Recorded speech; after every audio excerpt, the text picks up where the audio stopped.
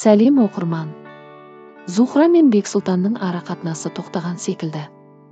Бексұлтан болса Зухраның айтуы бойын үйінен кетіп қалған екен.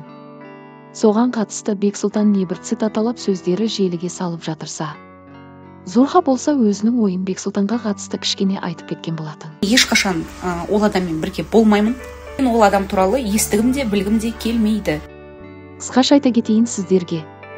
Ішімдегімен кішкене ғана бөлігімен бөлісейін деді Зухра. Осымен бітті, мен ешқашан ол адаммен болмаймын. Сұрақ қоя бермеңіздер.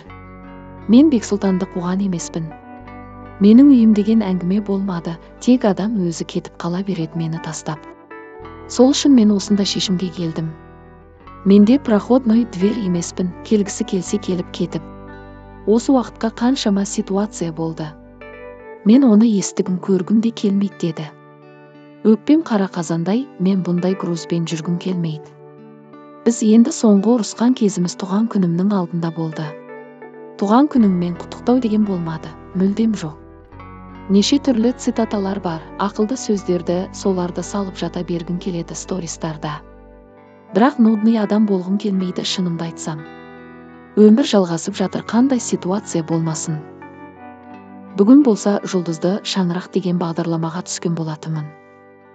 Біздің үйге қонақ болып келді. Сол жерде барлық ақиқатты айттым. Келесі апта шығу керек, сонда көрерсіздер. Қызған қазанның ішінде тастап кетті жаман қатын, кетем деп қорқытады демекші. Кетем деген адам түбі кетеді.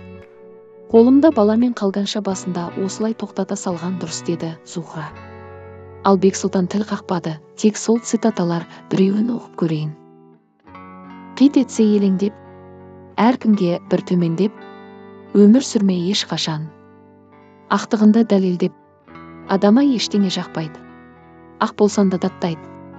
Төмендей берсен алдында, езіп шаншып таптайды. Шықса да мейлі ағараң, биікте тұрсын тұғырың деді желіде Бексұлтан. Енді алдағы уақытта не болса қосылатынына сенеміз екеуінің.